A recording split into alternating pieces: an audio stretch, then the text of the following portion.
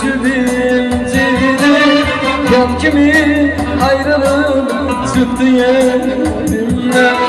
Aziz dostum ben sevincili yan kimi ayrılıp çıktı yerimden.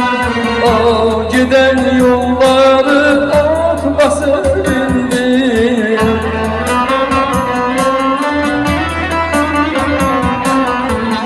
O giden yolları ok basıp indi.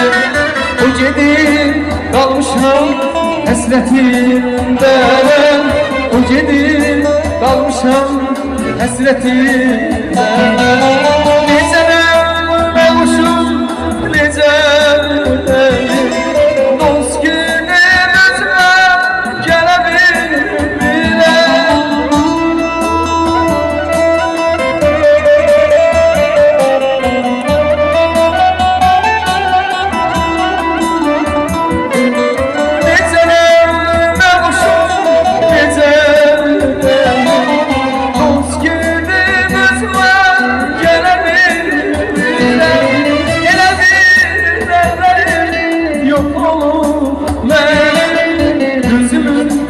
Yaşını silebilirim.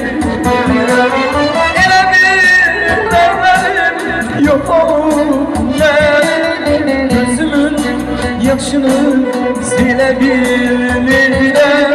Gözümün yaşını silebilirim.